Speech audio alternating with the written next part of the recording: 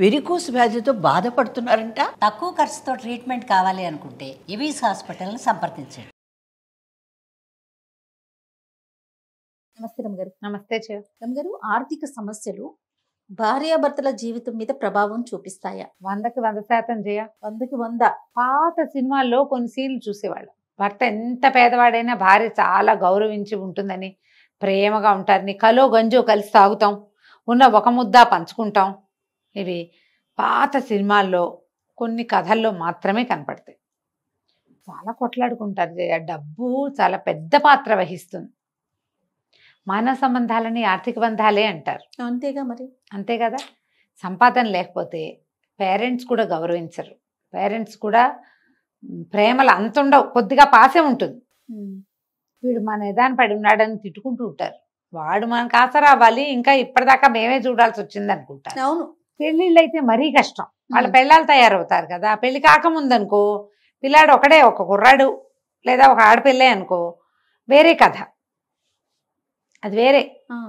తమ పిల్లలు తమతోటే ఉన్న వాళ్ళు ఏముండదు, వాళ్ళ కంపెనీయన్స్ వచ్చాక ఎక్కువైపోతుంది. కానీ కొంచెం బాగుపడతారు అని అనుకున్నప్పుడు ముఖ్యంగా మగ పిల్లలకి కొంచెం ఏదో చెడుదారులో ఉన్నాడు, సంపాదన లేదు, పెళ్లి చేస్తే బాగుపడతాడని పెళ్లి చేసేస్తారు. రోజులు ఉన్నాయంటారు. వాడి మెడకి గుదిబండని తగిలిచ్చేవి మనకి సిటీల్లో కనపడవు, కానీ ఊళ్ళల్లో కనిపిస్తారు. వాడికే బాధ్యత తెలుస్తుందని, తెలిసి వస్తుందని.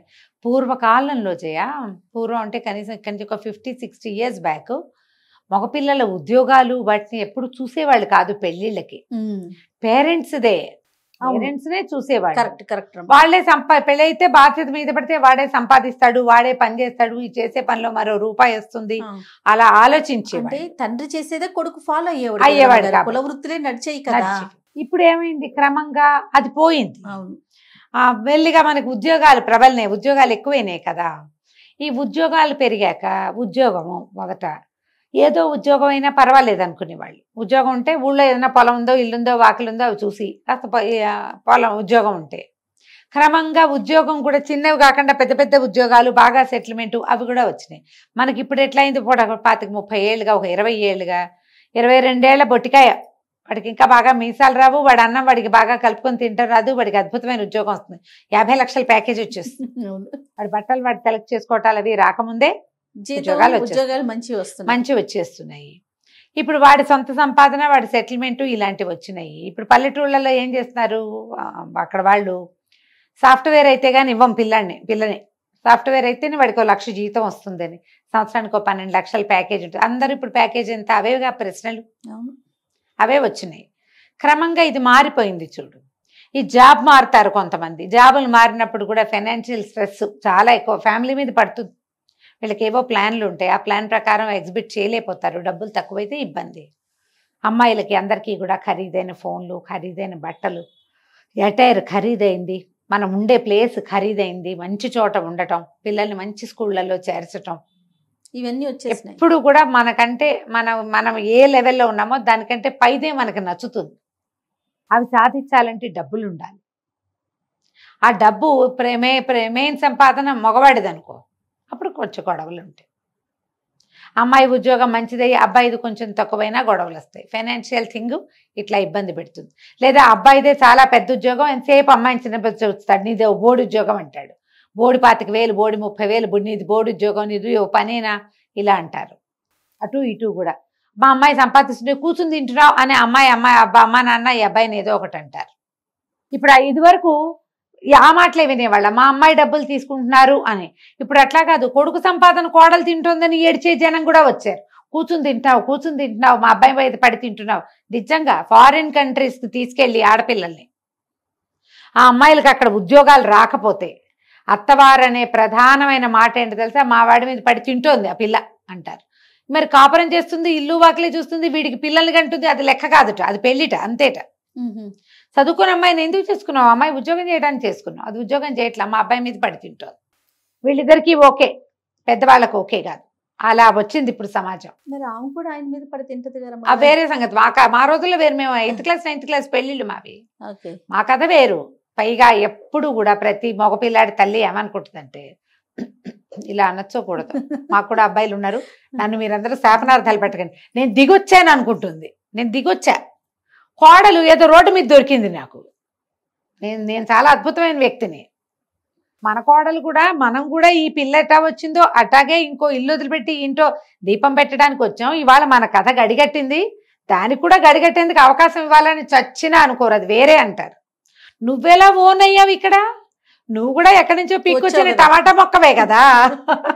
చచ్చినా ఒప్పుకోరు. ఆ ఒక్క కొడుకుని కానీ వాడికి ఒక 20-25 ఏళ్ళు వచ్చి వాడికి చదువు ఓ జీతం వచ్చిందంటే నేను మామూలు క్వీన్ కానమ్మా, విక్టోరియానే. క్వీన్ విక్టోరియా కూడా తక్కువ మాకంటే. అబ్బాయిల తల్లులకి ఇప్పటికీ ఇలాంటి భావాలు ఉన్నాయమ్మా. బయటికి రండమ్మా, దయచేసి అందులో ఇంచి బయటికి రండి. నేను లేను అందులో, నేను అలాంటి ఆలోచనలు లేను. మేమే కాదు, మా అక్కలు కూడా లేరు, నాకు తెలుసు. ఎందుకంటే సమాజం మారింది, ఇదివరకటి కాలం ఇది కాదు. మీరు ఇలానే కొండ మీద కోతైనా వస్తుందని పిచ్చి వేషాలు వేస్తే మీ కొడుకులకి ఆడపిల్లలు దొరకకుండా పోతారు, వాళ్ళ అబ్బాయిలతోనే సెటిల్ అవుతారు, మీ ఇష్టం అంతే. ఇక అదేదో జరుగుతుంది కొత్త కాలానికి. అవి ఎలాగో అయిపోయినాయి కదమ్మా మన కర్మానికి, అయినాయి చూస్తున్నాం కదా, అవి చూస్తున్నాం కదా. ఆడపిల్లల్ని చెడగొట్టుకోవద్దు. అంటే ఆడపిల్లల తల్లులు కూడా ఈ అమ్మాయికి చదువుకుని ఉద్యోగం చేస్తే అది క్వీన్ విక్టోరియా అయిపోయిందని మీరు కూడా అనుకోకూడదు. అది కని పెంచాలి, అది ఆ ధ్యాస ఉండాలి. దానికి ఒక తోడు కావాలి జీవితంలో, ఒక కంపానియన్షిప్ ఉండాలి. నాకే అంటే మీకు మగపిల్లలు దొరకరు, మీ అమ్మాయి సింగిల్గా ఉంటుంది, ఓకేనా? కాదుగా, అది ఓకే కాదు, అసలు అది ఓకే కాదు. దానికి పిల్లలు కలగాలి, ఆ పిల్లకి దాని జీవన సాఫల్యం ఏమిటమ్మా ఆడపూటకి. ఈ ఉద్యోగాలు ఇవన్నీ వేరే. భగవంతుడు యూట్రస్ పెట్టింది ఆడాళ్ళకే, అది కానీ అది పెట్టింది పిల్లలు కంటానికే మెయిన్. ఆ భాగం ఉన్నదే అందుకు. దాంతోటే మన అందం సౌభాగ్యం కదా. దానికి ఒక సాఫల్యాన్ని రావాలి, సంతానం కలగాలంటే భర్తలతోటి బాగుండాలి. ఆ కాస్త పెళ్ళే ఓ పిల్లాడు పెట్టాక ఇంకా జాలేని వాడిని వదిలేస్తే, ఈ ధోరణి మార్చుకోవాలి సమాజం అంతా కూడా. మార్చుకుంటే ఈ ఫైనాన్షియల్ థింగ్స్, పైగా ఏంటంటే భార్యాభర్త కంటే ఇతరులు ఎక్కువ ప్లే చేస్తారు ఇక్కడ.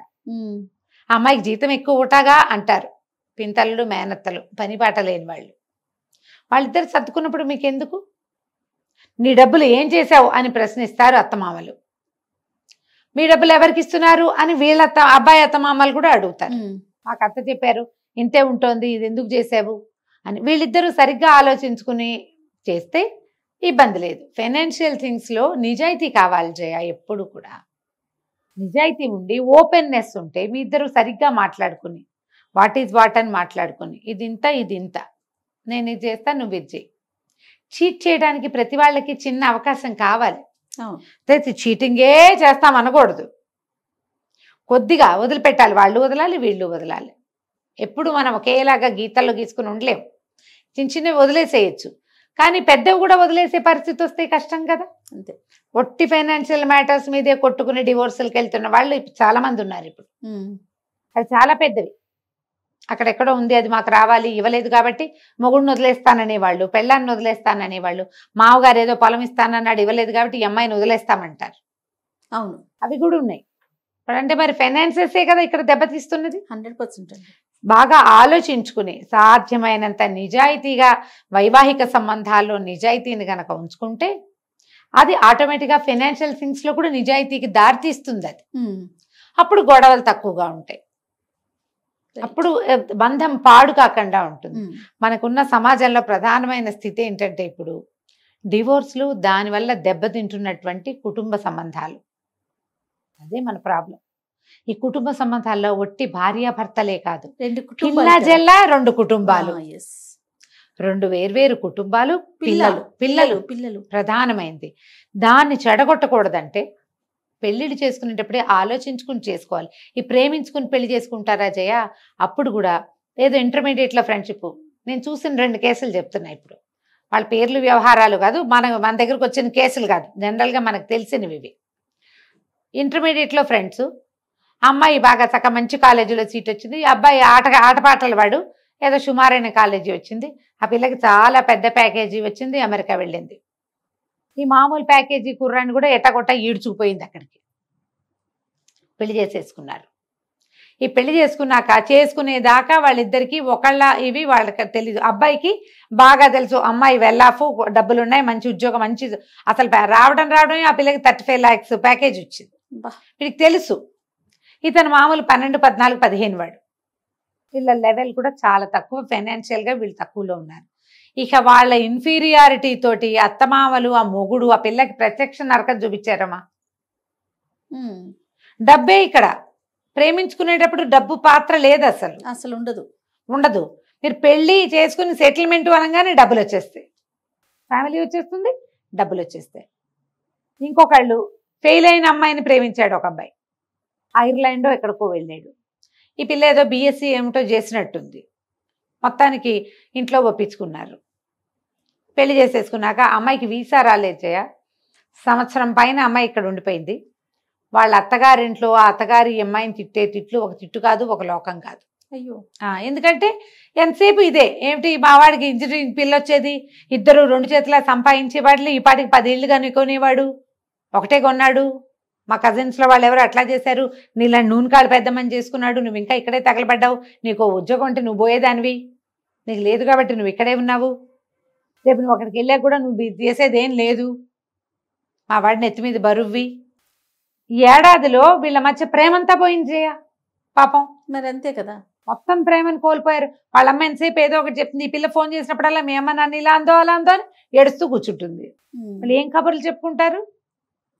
చాలా అన్బన్ తోటి వెళ్ళింది అమ్మాయి. అక్కడికి వెళ్ళాక ఏవో కోర్సులు చేయడానికి ఎంత కష్టపడిందో పాపం. ఎందుకంటే అమ్మాయి మామూలు బ్రెయిన్, అమ్మాయికి ఎంతసేపు బ్యూటీషియన్ కోర్సులు అలాంటి వాటి మీద ఆసక్తి. వీళ్ళకేమో అమ్మాయి ఏదో కోర్సు చేసేసి ఉద్యోగంలో చేరిపోవాలని. అక్కడ ఖర్చులు అలాగే ఉంటాయి, మనం ఒకళ్ళని అంటానికి వీలు లేదు. ప్రేమలప్పుడు ఇవి రావు కదా, పెళ్ళిళ్ళు సెటిల్మెంట్ రాగానే ఇవన్నీ గుర్తుకొస్తాయి. పెళ్లి చేసుకునే ముందే ఇవి ఆలోచించుకోండి, పెళ్ళిళ్ళు అయ్యాకైతే కూర్చుని మాట్లాడుకోవటమే. ప్రేమలు అయితే ప్రేమల నుంచి పెళ్ళిళ్ళలోకి వెళ్ళేటప్పుడు వీళ్ళదేమిటి మనదేమిటి, వీళ్ళకి ఆస్తి స్వాస్తులు ఏమున్నాయి, మనకేమున్నాయి, అవన్నీ చూస్తారంటే చూడకపోతే అనుభవించాల్సిందే, తప్పదు. చూసుకున్నాకే నిర్ణయం తీసుకోవాలని నా ఉద్దేశం. అయితే బాగా ఆలోచించుకుని దిగాలి. వాళ్ళ లెవెల్ వేరు, మన లెవెల్ వేరు. ఎంతసేపు తూతూ మేమే అని ఒకళ్ళనొకళ్ళు అనుకుంటుంటే ఏం సుఖమమ్మా. ఇంకా ప్రేమలు ఎట్లా మిగులుతాయి, రోజు ఏదో ఒకటి తిట్టుకుంటుంటే. మరి ఈ ప్రేమలో అపేక్షలు ఉండవు కదా, అవి లేకపోయాక పెళ్ళి ఎట్లా నిలుస్తుంది. ప్రేమ లేకపోతే పోనీ మర్యాద అయినా ఉండాలిగా, అది పోతుంది కదా. వాటిని కాపాడుకునేలాగా ప్లాన్ చేసుకుంటే ఫైనాన్సెస్ అంతగా పెళ్ళిని ఇబ్బంది పెట్టవు. ఆలోచించుకుని చేయాలంతే. నమస్తే.